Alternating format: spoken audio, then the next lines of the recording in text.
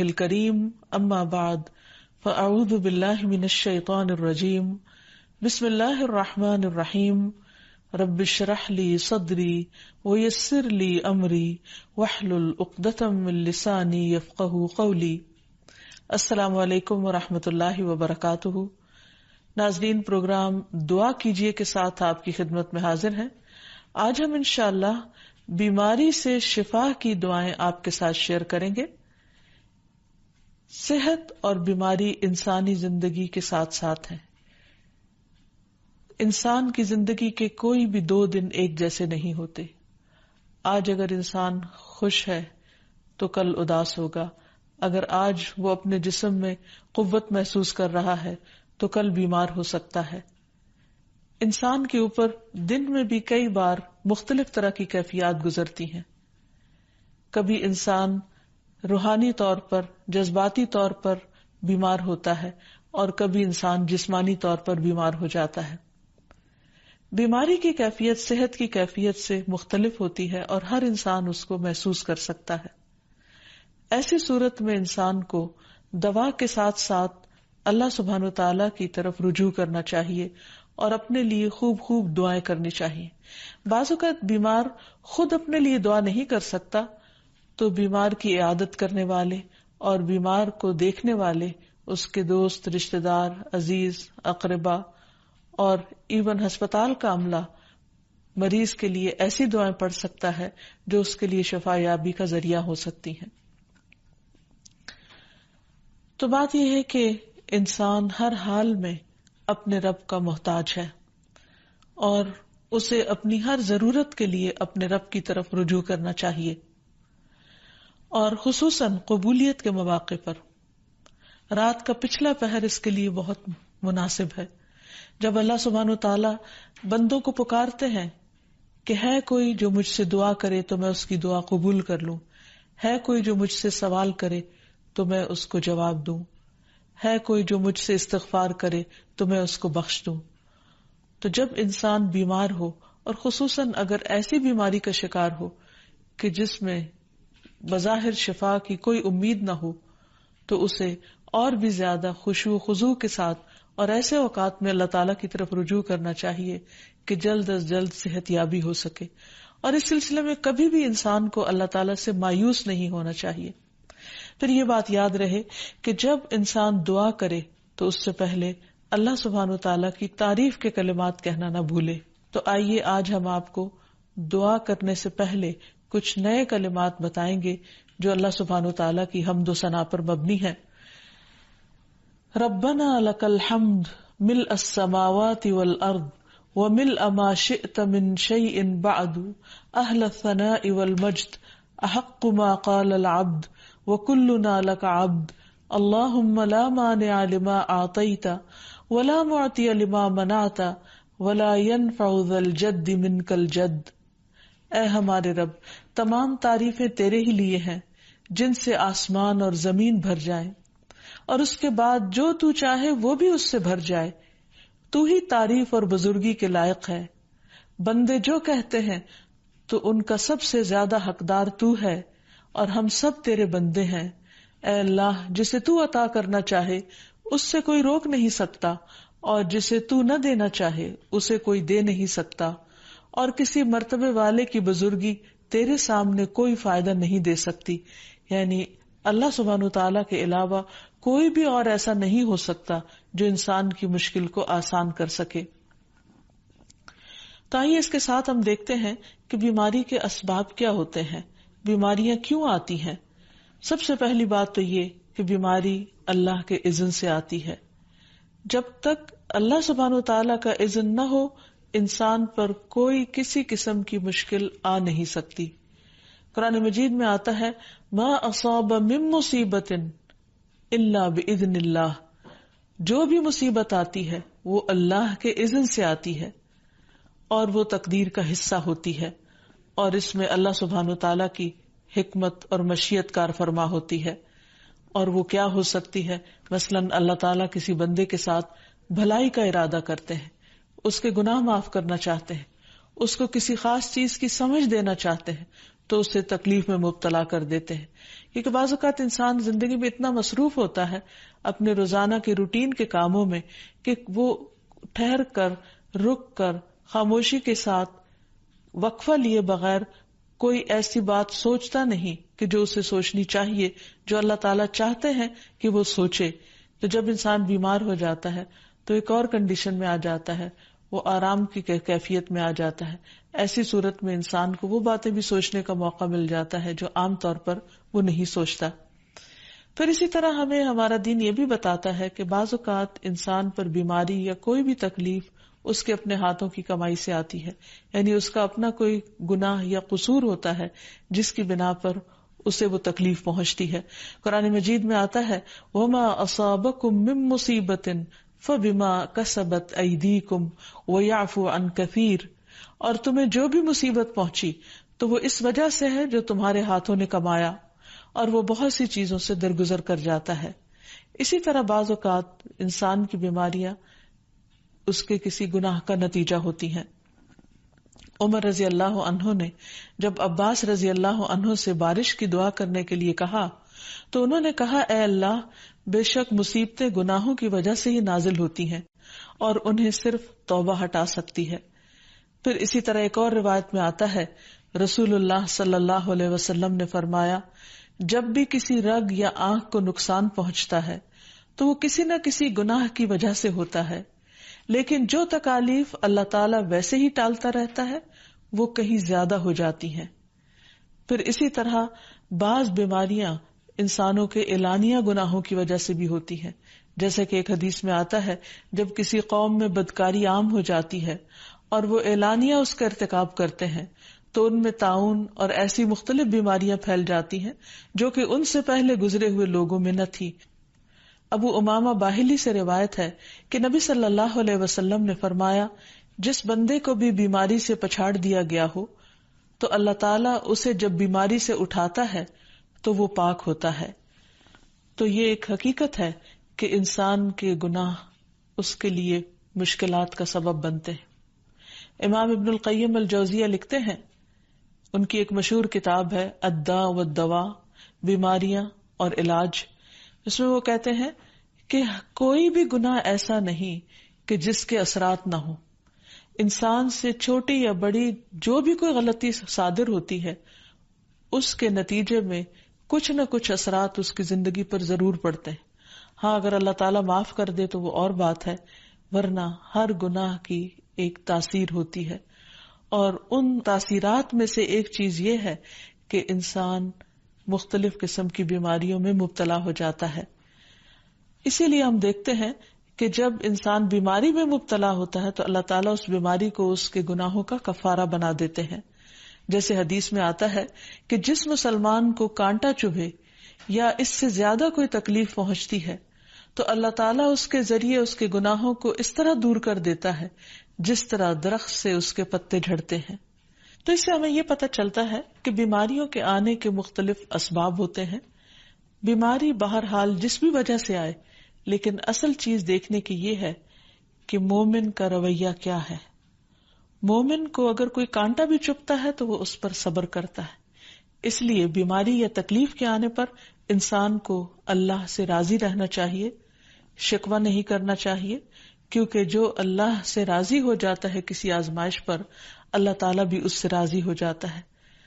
پھر اسی طرح اللہ تعالیٰ کا شکر ادا کرنا چاہیے، کیونکہ بیماری اس سے زیادہ شدید بھی ہو سکتی تھی.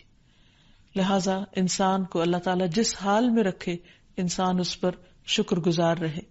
پھر یہ کہ انسان کسی بھی بیماری میں کسی بھی قسم کی ہو اور زندگی کے کسی بھی حصے میں ہو اس میں مایوس نہ ہو، پر امید رہے کہ بیماری دور ہو جائے گی. پھر اسی طرح اگر بیماری طول پکڑ جائے تو انسان کو گھبرانا نہیں چاہیے، کیونکہ ہر گزرنے والا لمحہ انسان کے درجات میں اضافے کا سبب بنتا ہے اور اس کے گناہ مسلسل جھڑتے چلے جاتے ہیں حتیٰ کہ انسان بالکل پاک صاف ہو جاتا ہے. پھر اسی طرح انسان کو بیماری کی حالت میں دوسروں سے شکوے شکایات نہیں کرنی چاہیے، کیونکہ بیماری اللہ کے اذن سے آتی ہے، اور جب انسان ہر ایک کے آگے رونے لگتا ہے تو گویا وہ اللہ تعالیٰ کا شکوہ کر رہا ہوتا ہے، جو چیز اللہ تعالیٰ کو پسند نہیں. پھر اسی طرح منہ سے برے الفاظ نہیں نکالنے چاہیے، بیماریوں کو کوسنا نہیں چاہیے، اور پھر ایسے الفاظ نہیں ادا کرنے چاہیے کہ مجھے لگتا ہے کہ اس بیماری میں میری زندگی چلی جائے گی، یا یہ کہ کسی مریض کی عیادت کے لیے جا کر اس کو اس قسم کی بات نہیں کرنی چاہیے، خواہ کتنی ہی خطرناک بیماری کیوں نہ ہو، ہمیشہ اسے امید دلانے چاہیے، کیونکہ مایوسی کے الفاظ اور برے بھلے اور منفی قسم کی باتیں اللہ تعالیٰ کو پسند نہیں، اور انسان ویسے بھی جیسے سوچتا ہے پھر اس کے ایکشن اس کے مطابق ہونے لگتے ہیں۔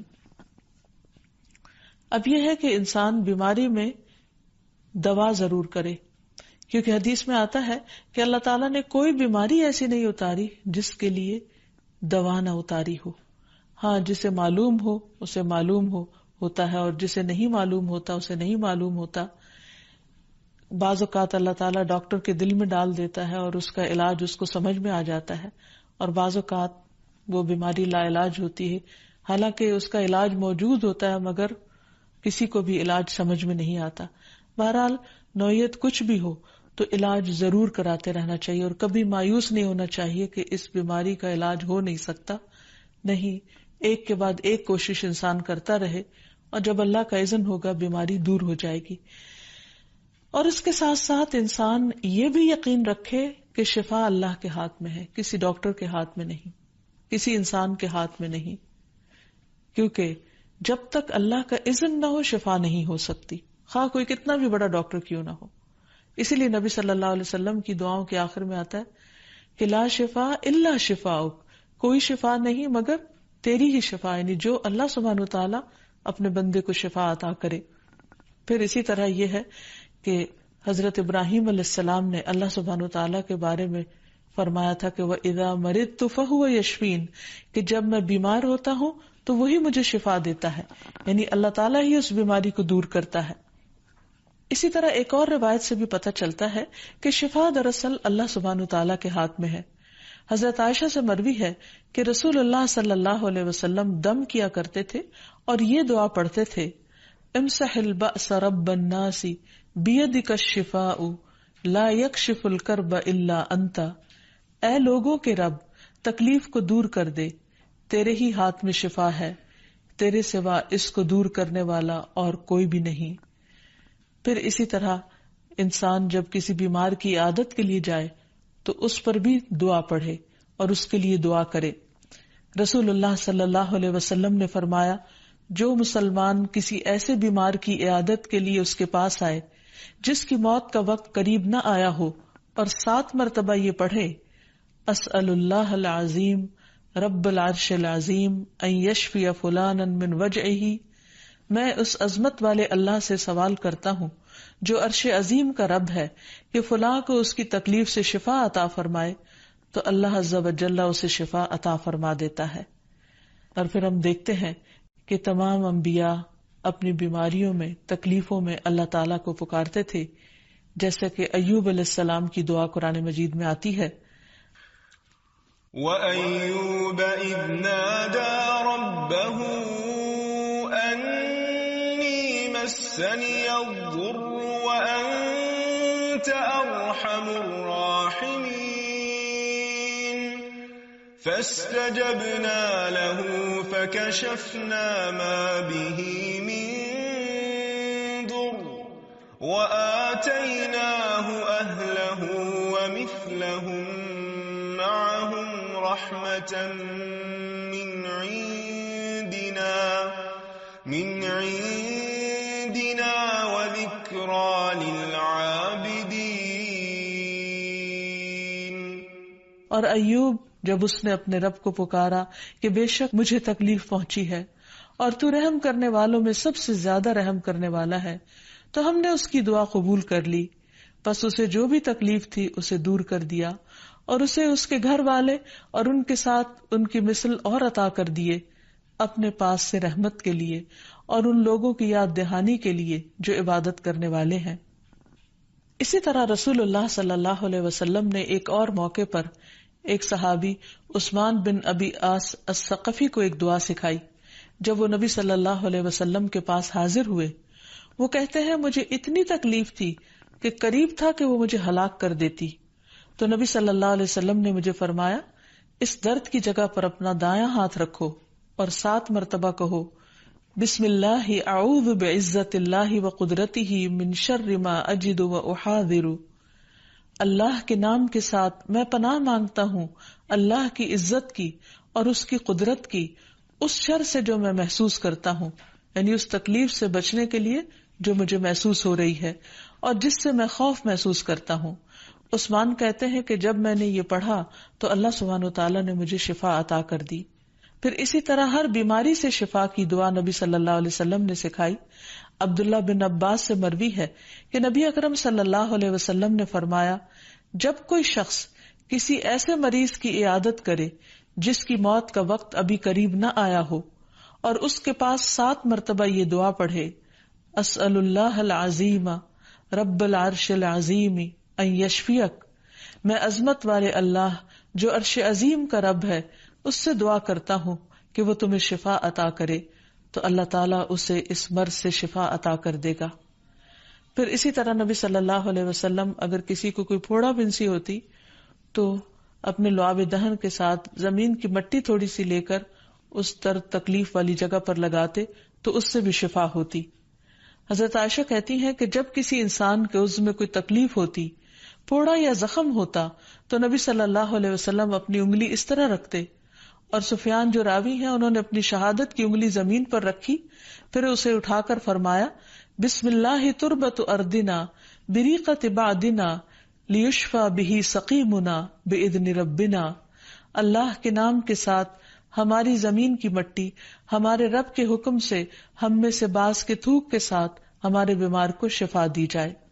یعنی لعاب دہن کا اپنا ایک اثر ہوتا ہے، اور لعاب دہن جو ہے ایک طرح سے دوا کا کام کرتا ہے، اور اللہ کا نام لے کر جب لعاب دہن لگایا جائے تو شفا ہوتی ہے. جیسے کہ ایک اور موقع پر نبی صلی اللہ علیہ وسلم نے ایک جلے ہوئے مریض کے اوپر یہی دعا پڑھ کر لعاب دہن لگایا تو اللہ تعالیٰ نے اس مریض کو شفا یاب کر دیا، اور وہ دعا تھی اذهب البأس رب الناس واشف انت الشافی لا شفاء الا شفاؤک شفاء لا یغادر سقما.